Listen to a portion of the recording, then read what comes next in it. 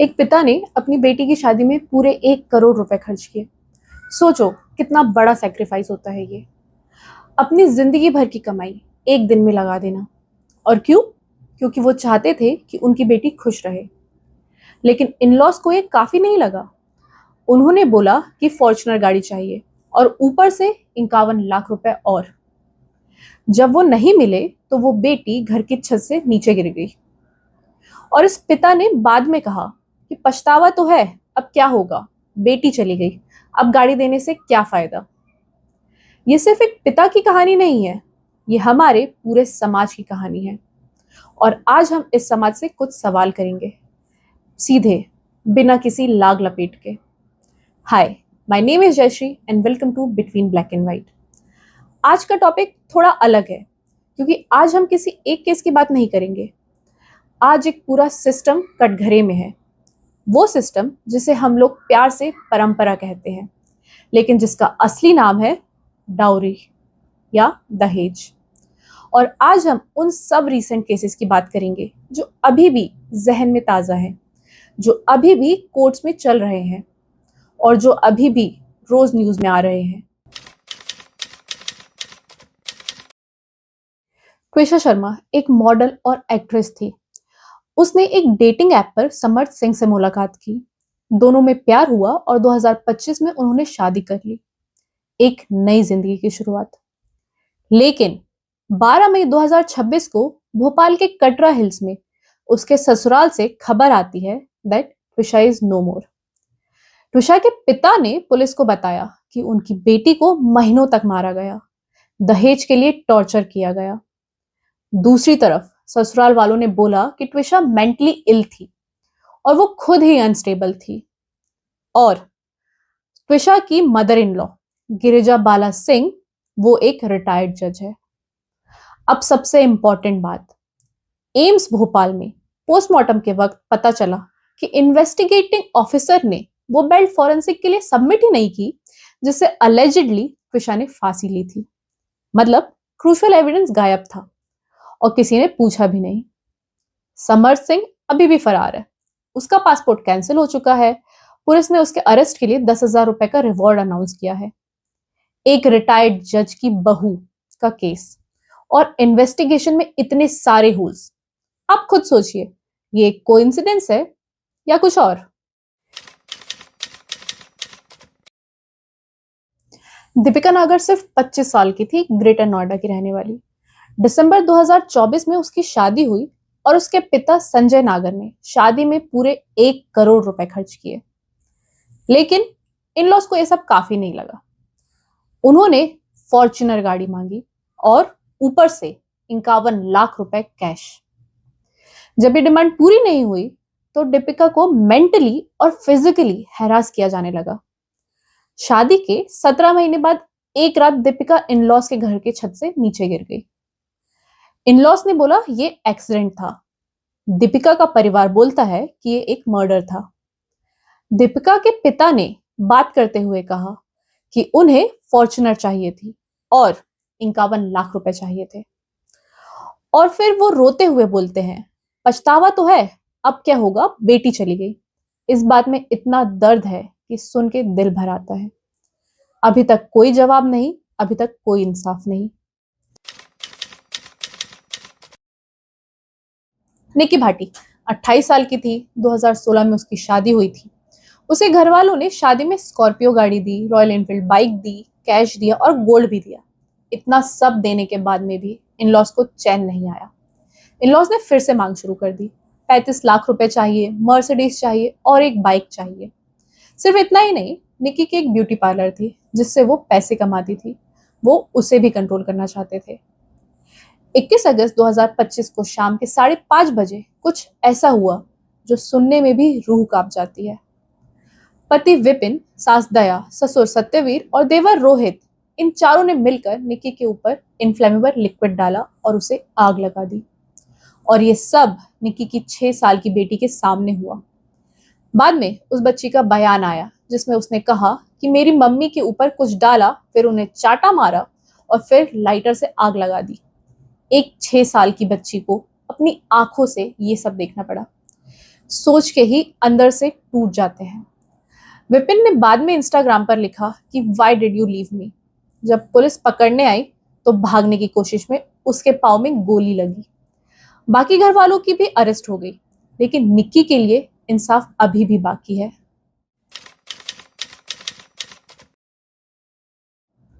हृदन्या 27 साल की थी और तमिलनाडु के तिरुपुर की रहने वाली थी। अप्रैल 2025 में उसकी शादी केविन कुमार से हुई।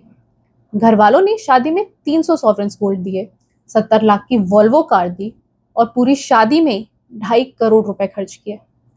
इन-लॉज ने कहा कि 200 सॉवरेन्स और चाहिए, और बस इसी चीज ने हृदन्या की जान ले ली। शादी के सिर्फ 78 दिन बाद हृदन्या ने अपने पिता को व्हाट्सएप पर 7 वॉइस नोट भेजे। हर एक नोट में रोना था, तकलीफ थी, माफी थी। उसने कहा, पापा मैं उनका रोज का मेंटल टॉर्चर नहीं बर्दाश्त कर सकती। उसने कहा कि मैंने कोई गलती नहीं की, वो मुझे मेंटली असॉल्ट करते हैं।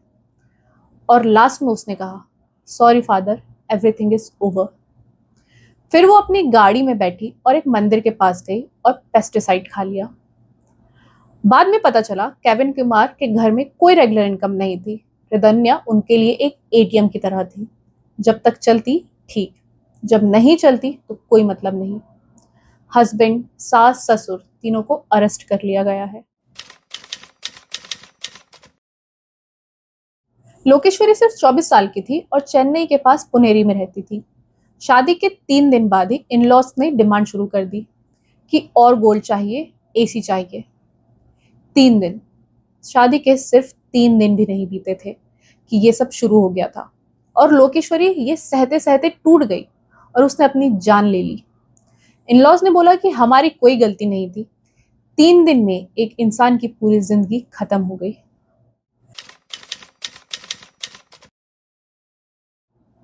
प्रीति तमिलनाडु की थी। शादी में घर वालों ने 120 सॉवरेन्स गोल्ड दिए और 25 लाख कैश दिया। फिर इन लॉज को किसी तरह पता चलता है कि प्रीति की एंसेस्ट्रियल प्रॉपर्टी 50 लाख में बिकने वाली है। बस यही सुनने की देर थी और नई डिमांड आ गई कि वो 50 लाख भी उन्हें चाहिए। प्रीति ये सब सुनते सुनते टूट गई और उसने सुसाइड कर लिया।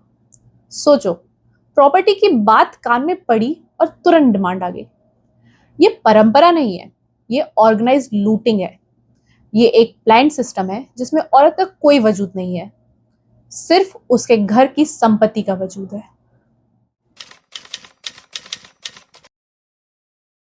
अब मैं आपको एक अलग एंगल से देखने वाला केस बताती हूँ।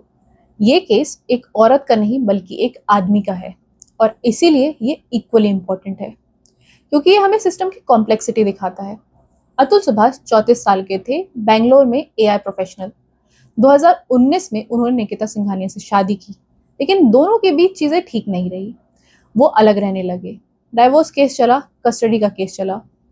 9 दिसंबर 2024 को अतुल ने अपने फ्लैट में फांसी लगाकर अपनी जान ले ली। उन्होंने पीछे 24 पेज का सुसाइड नोट और 81 मिनट्स का वीडियो छोड़ा।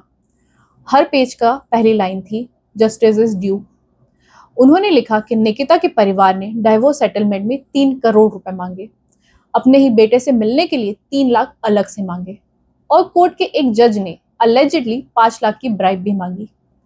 3 साल में 120 हियरिंग अटेंड की, 6 अलग अलग केसेस थे। अतुल ने लिखा, this ATM has been close permanently. Nikita, उसकी माँ, भाई को अरेस्ट किया गया, बट कुछ समय बाद उन्हें बेल मिल गई। ये केस एक बहुत इंपॉर्टेंट सवाल लेकर आया कि क्या 498 सेक्शन का मिसयूज हो रहा है, और अगर हाँ तो इसका क्या सॉल्यूशन है। हम ये नहीं कह रहे सब 498 ए केसेस फॉल्स है, बिल्कुल नहीं, लेकिन हम ये जरूर कहना चाहते हैं कि एक ऐसा सिस्टम जो सिर्फ एक जेंडर को प्रोटेक्ट करे, वो सिस्टम अधूरा होता है। सच को सच रहना चाहिए, चाहे विक्टिम कोई भी हो। लोग कहते हैं दहेज तो एक परंपरा है, ये तो हमेशा से चला आ रहा है, लेकिन मैं आपसे पूछती हूँ, कैसी परंपरा है ये? वो परंपरा जिसमें एक पिता अपनी बेटी को देने के बाद भी गाड़ी देता है, प्लॉट देता है, कैश देता है, गहने देता है, और तब भी इन लॉज खुश नहीं होते। ये परंपरा नहीं, ये एक ट्रांजैक्शन है। रदन्या के ससुराल में कोई रेगुलर इनकम नहीं थी, वो उस घर में एक एटीएम की तरह थी। निक्की की ब्यूटी पार्लर की इनकम कंट्रोल की जाती थी। दीपिका के पिता से फॉर्च्यूनर मांगा और जब नहीं मिला तो बेटी चली गई। ये ग्रीडी फैमिलीज एक बिजनेस चला रही है और ब्राइड इनके लिए एक रेवेन्यू स्ट्रीम है, एक सोर्स ऑफ इनकम है। सोचिए, जब आप कोई प्रोडक्ट खरीदने जाते हैं तो पहले उसकी वैल्यू देखते हैं, और यहाँ भी यही हो रहा है। लड़की की वैल्यू उसकी डिग्री से नहीं नापी जा रही, उसके कैरेक्टर से नहीं नापी जा रही है, उसके पिता की जेब से नापी जा रही है। ये परंपरा नहीं, ये एक इंसल्ट है, एक बेटी की, एक पिता की और एक पूरी जेंडर की। अब बात करते हैं उस सिस्टम की जिसे इन औरतों को प्रोटेक्ट करना चाहिए था लेकिन नहीं कर सका। पहले पुलिस की बात करते हैं। त्विषा शर्मा केस में इन्वेस्टिगेटिंग ऑफिसर ने फॉरेंसिक एविडेंस सबमिट ही नहीं किए। वो बेल्ट गायब थी। केस में इतने सारे होल्स हैं, एक रिटायर्ड जज की बहू का केस और इन्वेस्टिगेशन में इतनी लापरवाही। आप खुद अंदाजा लगा सकते हैं कि आखिर क्यों ऐसा हुआ। अब कोर्ट की बात करते हैं। इंडिया में डाउरी डेथ केस में कन्विक्शन रेट सिर्फ 11% से 17% के बीच है। मतलब 100 में से 83 से 89 केस में अक्यूज फ्री हो जाता है। रिदन्या ने 7 वॉइस नोट भेजे, एविडेंस एकदम क्लियर था, फिर भी हस्बैंड बेल पर बाहर आ गया। अतुल सुभाष 3 साल में 120 हियरिंग अटेंड करते हैं। उन्होंने एक जज पर ब्राइब मांगने का इल्जाम भी लगाया। ये जस्टिस सिस्टम है या किसी तरह का टॉर्चर? और अब कानून की बात। डाउरी प्रोविजन एक्ट 1961 में बना, मतलब आज से 65 साल पहले, और 65 साल बाद भी 2025 और 26 में निक्की को जलाया जा रहा है, रदन्या जहर खा रही है, त्रिशा की लाश मिट रही है। कानून है लेकिन इम्प्लीमेंटेशन नहीं, लॉ है लेकिन उन्हें लगाने की विल नहीं है।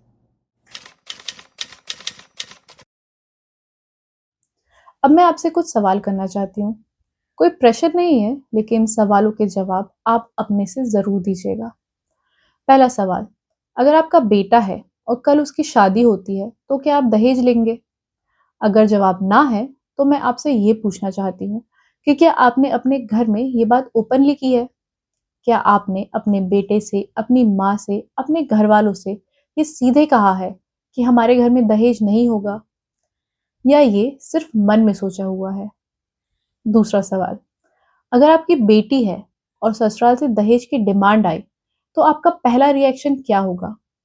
पुलिस बुलाएंगे, लॉयर से बात करेंगे, या फिर अपनी बेटी से ये कहेंगे कि थोड़ा एडजस्ट कर लो, सब ठीक हो जाएगा? दीपिका के पिता ने एडजस्ट किया, रिदन्या के पिता ने एडजस्ट किया, निक्की के घर वालों ने भी एडजस्ट किया। एडजस्ट करने का रिजल्ट क्या निकला, हमने देख लिया। तीसरा सवाल, क्या आपने कभी किसी शादी में किसी को ये कहते सुना कि अरे इन्होंने बहुत अच्छा दहेज दिया? और क्या आपने उस वक्त स्माइल की? उस एक स्माइल ने उस सिस्टम को नॉर्मलाइज किया। वो स्माइल एक साइलेंट अप्रूवल था। चौथा सवाल, अतुल सुभाष के केस के बाद बहुत लोगों ने कहा कि 498 ए का मिसयूज होता है, इसके बारे में बात होनी चाहिए। बिल्कुल ठीक है, ये एक वैलिड क्वेश्चन है, लेकिन इन 1000 लोगों में से एक भी दिन उन 5737 औरतों के बारे में किसी ने भी सोचा जो 2024 में दहेज की वजह से मारी गई? दोनों प्रॉब्लम्स रियल है और दोनों पे बात होनी चाहिए। सिर्फ एक को चूज करके दूसरे को इग्नोर करना ऑनेस्टी नहीं है। पांचवा सवाल और सबसे आखिरी सवाल, आप ये वीडियो देख रहे हैं, क्या आप इसे शेयर करेंगे या फिर ये सोच के स्क्रॉल कर देंगे कि हमारे घर में तो ऐसा नहीं होता? मैं आपको जज नहीं कर रही हूँ, मैं खुद उस सोसाइटी का हिस्सा हूँ जहाँ ये सब होता है। त्विषा, दीपिका, निक्की, रिदन्या, लोकेश्वरी, प्रीति, ये सब 1 साल के अंदर के केस है, और ये सिर्फ वो केस है जो हम जानते हैं। रोजाना 16 और होते हैं जिनके नाम हम कभी नहीं जानेंगे। तो आज एक काम करते हैं, सिर्फ एक, अपने घर में अपने भाई से, अपने बेटे से, अपने पिता से एक बात सीधी करो कि हमारे घर में दहेज नहीं होगा। इतना काफी है शुरुआत के लिए। रिवॉल्यूशन हमेशा घर से ही शुरू होता है। अगर आप या आपका कोई भी सिचुएशन में है तो NCW हेल्पलाइन पर कॉल करो, जिसका नंबर है 7827170170। आई कॉल का नंबर है 9152987821। प्लीज कॉल करो, अकेले मत सहो। तो हम मिलते हैं नेक्स्ट वीडियो में। तब तक अपना ख्याल रखें और उन औरतों का भी जो आपकी जिंदगी में है। Thank you.